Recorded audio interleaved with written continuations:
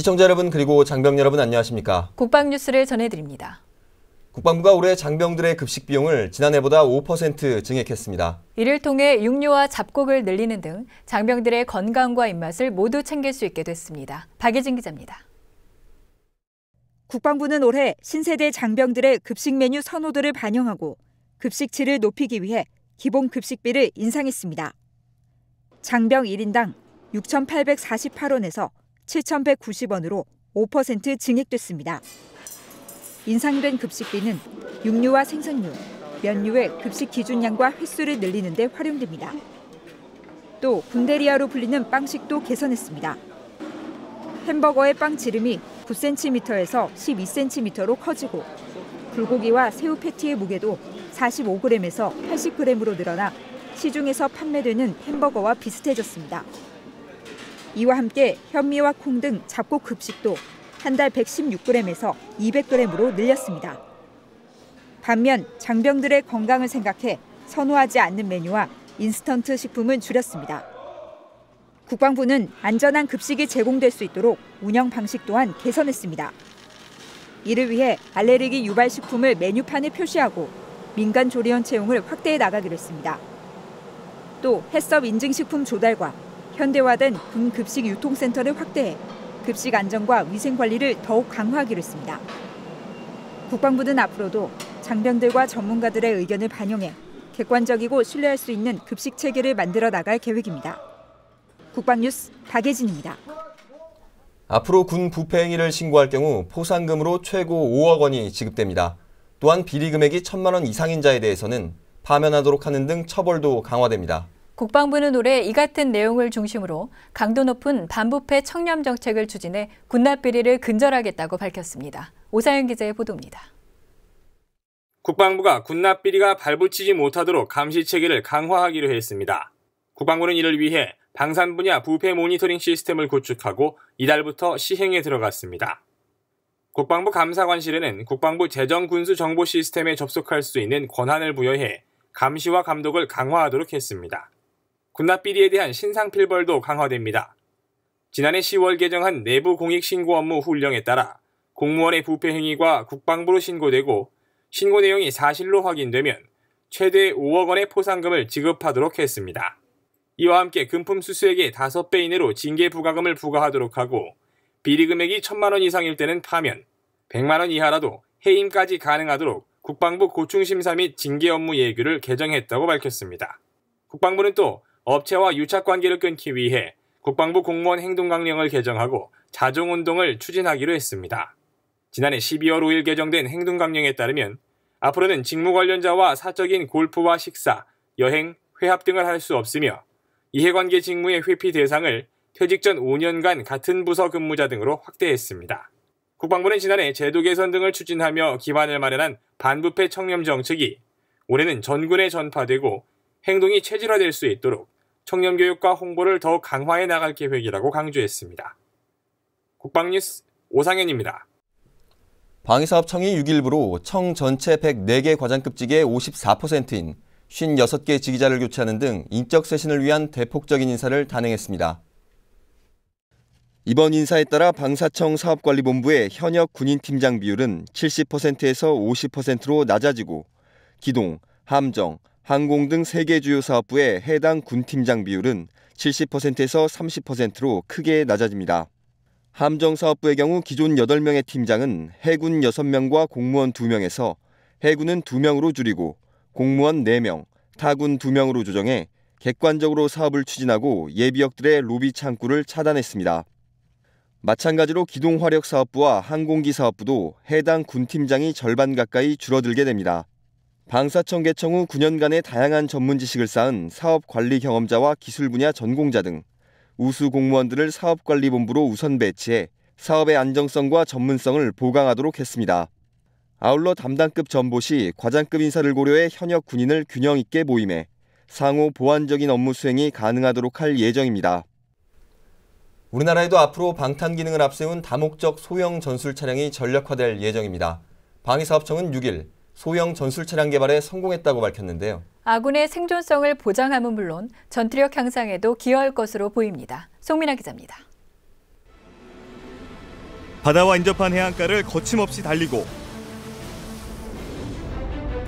자갈밭이나 비포장도로 위를 여유롭게 헤쳐나갑니다. 영하 32도의 극한 속에서도 안전하게 시동이 걸립니다. 지난 2012년 11월 개발을 시작해 작년 1월부터 시험 평가를 한 결과 전투형 적합 판정을 받은 소형 전술 차량입니다. 미래 군 구조 개편과 작전 지역 확대에 따른 효과적인 전투 지휘와 수색 정찰, 그리고 근접 정비 지원이 가능할 것으로 보입니다. 이 소형 전술 차량에는 기존 군용차에 없던 다양한 기술이 적용됐습니다. 방탄 기능을 기본으로 헬기를 이용한 항공 수송이 가능하고 방수 사양의 부품을 장착해 76cm 깊이의 강과 하천을 건널 수 있습니다. 뿐만 아니라 8m 이내의 좁은 회전 반경으로 좁은 산악이나 전술도로에서 원활한 주행이 가능합니다. 특히 지휘용과 수색용, 관측용, 그리고 정비용 등 요구사항에 맞는 용도 변경이 용이하고 유사시 연막탄 발사와 중거리 유도무기 탑재도 가능합니다. 이에 따라 차량의 기본 구조를 바탕으로 운용 목적에 맞는 최적화된 다양한 계열의 차량을 개발할 수 있게 됐습니다. 소형 전술 차량의 대당 가격은 약 1억 원으로 규격 목록화를 거쳐 오는 6월 개발이 완료되며 내년부터 양산 작업을 거쳐 군에 전력화될 예정입니다. 국방뉴스 송민아입니다. 올해 국가유공자에 대한 보상금이 3.5% 인상됐습니다. 국가유공자 특별채용 비율도 높아졌는데요. 국가보훈처가 밝힌 올해 달라지는 다양한 보훈 정책들을 정재훈 중사가 정리했습니다. 올해부터 새롭게 달라지는 국가보훈처 정책에 따라 보상금이 3.5% 인상되는 등 국가유공자들을 위한 보상과 예우가 강화됐습니다. 먼저 독립유공자는 훈격에 따라 월 97만 3천 원에서 490만 8천 원까지, 국가유공자는 상위 등급에 따라 월 38만 4천 원에서 251만 4천 원까지 지급합니다. 특히 1급 중상위 국가유공자에게는 중상위 특별수당을 5% 인상해 매월 79만 5천 원에서 188만 6천 원을 지급합니다. 참전 명예수당과 무공영예수당은 월 10,000원씩을 인상하고 고엽제 후유증 환자 수당도 3.5% 인상돼 월 38만 8천 원에서 80만 2천 원까지 지급됩니다. 독립유공자 손자녀 보훈급여금 지급 대상도 확대됩니다. 지금까지는 독립유공자가 1945년 8월 15일 이후에 사망한 경우 손자녀에게 보상금을 지급하지 않았지만 최초 등록 당시 자녀까지 모두 사망해 유족 중 보상금을 한 번도 받은 적이 없는 경우 손자녀 중 한 명에게 보상금을 지급합니다. 이 밖에도 고엽제 후유증 질병을 2개 이상 가지고 있는 경우 장애 정도를 감안하는 종합판정제도를 시행하는 등 탄력적인 검토 방안을 마련했고, 국가기관 등에 대한 국가유공자 특별채용 비율도 10%에서 15%로 높였습니다. 또 남양주 보훈요양원을 개원하는 등 국가유공자들을 위한 의료와 요양, 복지시설을 확대하고 보훈 복지 인력을 늘려 참전 유공자에 대한 복지 서비스를 강화하기로 했습니다. 국방뉴스 정재훈입니다. 우리나라와 중국의 외교부와 국방부가 참여하는 한중 외교안보대화가 5일 외교부 청사에서 열렸습니다. 이번 외교안보대화에는 우리 측 외교부 동북아국장과 국방부 국제정책차장이 참석했습니다. 양국은 이번 대화를 통해 양국 간 외교안보 분야 협력과 한반도 문제, 그리고 지역과 국제정세 등 상호 관심사에 대한 의견을 교환했습니다. 이번 외교안보 대화는 2013년 6월 박근혜 대통령이 방중 기간에 채택한 한중 미래비전 공동성명에 따른 것입니다. 특히 국방부는 2년 전 베이징에서 개최한 1차 대화에 비해 올해부터 양국 국방부 대표가 과장급에서 차장급으로 격상돼 양국의 전략적 소통을 더욱 강화할 수 있을 것으로 기대했습니다. 자동차와 더불어 여객 수송의 중추적 역할을 맡고 있는 열차. 열차를 이용하면 교통체증 없이 편안하게 이동할 수 있을 뿐만 아니라 추억과 낭만을 더해 여행의 묘미를 더해주기도 하는데요. 도전하라 자격증, 이번 시간에는 철도 기관사에 대해 심혜슬아사가 소개합니다. 100m가 넘는 객차에 천여 명의 승객을 싣고 전국에 거쳐 뻗어 있는 철도를 따라 수백 킬로미터를 달리게 되는 철도 기관사들. 그만큼 철도 기관사는 강한 체력과 정신력을 필요로 하는 직업입니다. 철도 기관사들은 철도공사와 지하철 공사에 취업하며 일부 광산이나 대규모 제조업체의 화물 수송을 위해 채용되고 있는데 이를 위해 철도 운전면허 취득은 필수입니다. 철도 기관사의 꿈을 안고 면허 취득에 도전한 학생들. 실제 열차와 같은 현장에서 다양한 환경 변화에 따른 적응 능력과 안전한 운전 능력을 습득하는 시뮬레이터 실습이 한창입니다.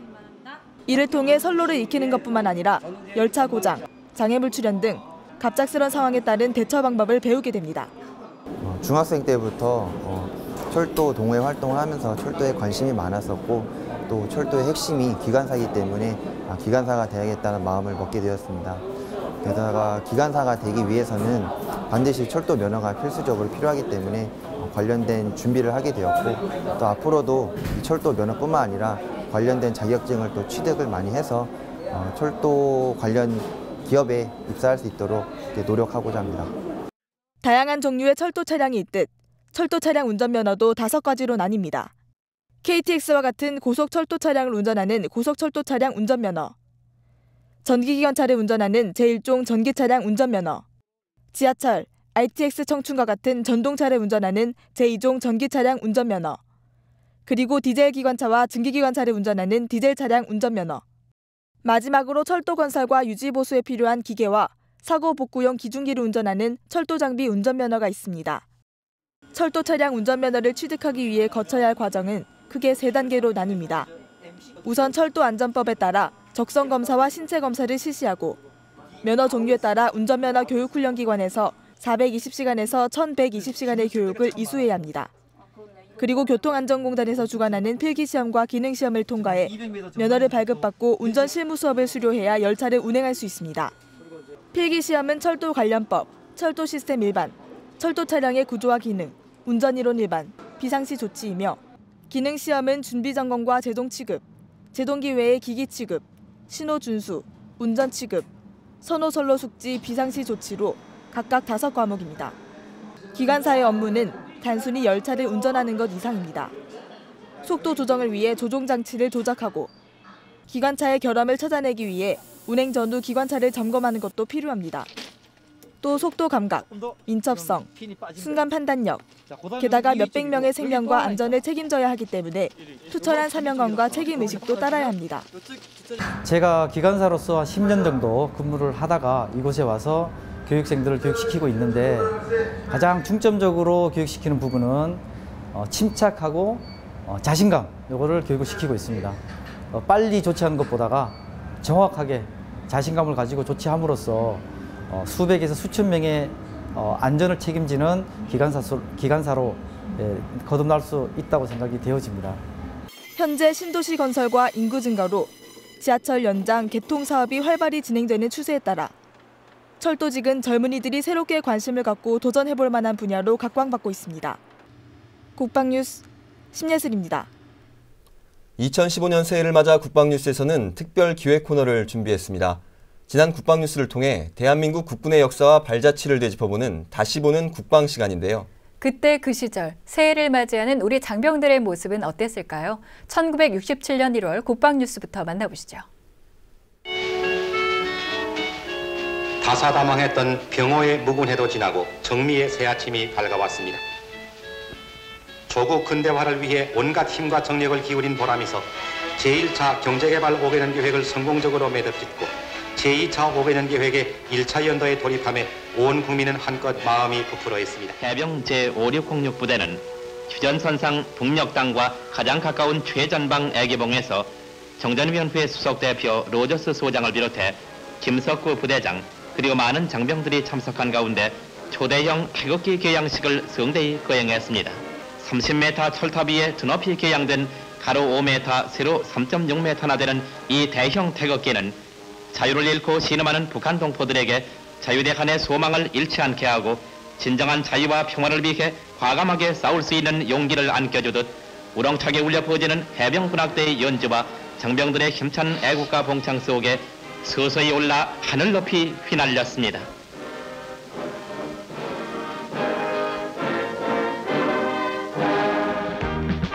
병인년 새해를 맞은 전방의 국군 장병들은 영하 25도의 혹한을 이겨내며 내 조국이 없이는 자신도 존재하지 않는다는 필승의 신념 아래 완벽한 경계태세와 동계훈련으로 실전 능력을 배양하며 국토방위의 결의에 넘쳐 있습니다.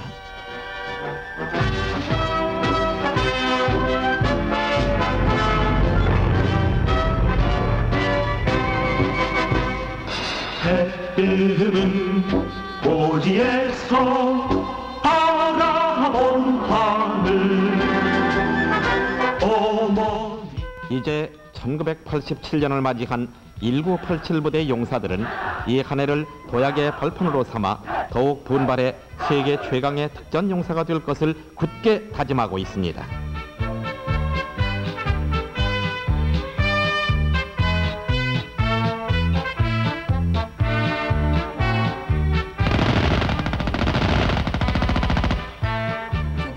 통일과 세계화를 향한 힘찬 발걸음을 내디디며 우리 민족의 새로운 역사를 엮어나갈 1995년 을해년 새해 새아침이 찬란하게 밝았습니다.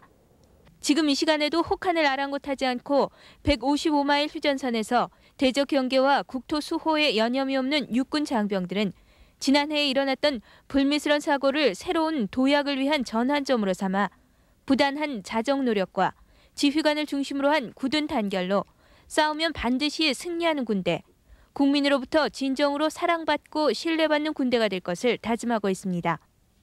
한편 조국 해상 수호의 역군으로 최상의 해상 전투력 확보를 위해 사납게 몰아치는 바닷바람과 맞서고 있는 충무공의 자랑스러운 후에 해군 장병들은 한반도 주변 해상 안보 환경 변화에 부응하며 21세기 태평양 시대의 진정한 주역으로 성장하기 위해 일사적선 필수장의 정신으로 신해군 건설에 앞장설 결의를 다지고 있습니다. 우리 땅, 우리의 바다와 더불어 푸른 창공을 벗삼아 조국 영공 수호에 여념이 없는 하늘의 불침번 공군 장병들 또한 새로운 공군의 모습을 보이기 위해 변화와 개혁을 위한 강력한 실천 의지를 다지고 있습니다. 다음은 국방 게시판입니다. 공군 제7대 참모총장을 지낸 장성환 예비역 중장이 지난 4일 향년 95세로 별세했습니다. 1920년 10월 서울에서 태어나 1948년 공군 학사서관 후보생 2기로 임관했으며 6.25 전쟁 당시 일본 이다즈케 기지에서 F-51 무스탕 전투기를 인수하며 총 10회의 전투 출격 임무를 완수했습니다. 또한 총장 재임 시절에는 제30 방공관제단을 창설하는 등 군 전력 증강과 현대화에도 기여했습니다. 한국국방연구원 국방정보체계관리단이 국내 최초로 국제 기준의 항공용 데이터 안전성 인증 체계인 DO-200A 레벨2 인증을 획득했습니다. 항공용 데이터란 항법과 비행 임무 계획, 비행 시뮬레이터 등에 사용되는 데이터로 비행 안전에 큰 영향을 미치는 요소며 DO-200A는 미 연방항공청이 항공용 데이터의 안전성을 인증하는 체계입니다. 이번 국제표준 인증 획득으로 항공기 수출 증가에 따른 대외 신뢰성 확보에도 도움이 될 것으로 기대됩니다. 2015년 전반기 전군 국가기술자격검정 원서를 이달 19일부터 30일까지 접수합니다. 응시를 원하는 장병은 각 군 인트라넷 홈페이지에 접속해 국가기술자격검정 응시 페이지에서 접수하면 되고 응시 종목은 정보처리 산업기사 등 46개입니다. 필기시험은 3월 14일, 실기시험은 5월 4일부터 5월 29일까지 치러지며 최종 합격자는 6월 5일 발표합니다. 육군이 부사관 학군단에서 근무할 예비역 학군단장과 교관, 행정관을 선발합니다. 학군단장은 중령 이상, 교관은 대위에서 소령, 행정관은 상사 이상 예비역으로 서류 심사와 면접, 대학별 심의를 거쳐 최종 선발하게 됩니다. 1월 14일까지 방문 또는 우편으로 접수하며 자세한 내용은 육군 인사사령부 제대군인 지원처로 문의하시기 바랍니다. 국방부가 장병들이 먹을 급식의 양과 질을 개선하기 위해 급식비를 인상하고 급식 메뉴도 확대하기로 했습니다. 나폴레옹은 군대는 위를 가지고 싸운다는 명언을 남겼는데요. 결국 군인은 잘 먹어야 잘 싸울 수 있다는 얘기입니다. 이번 급식 개선이 우리 장병들의 사기와 건강이라는 두 마리 토끼를 잡을 수 있길 기대합니다. 국방뉴스를 마칩니다. 시청해주신 여러분 고맙습니다.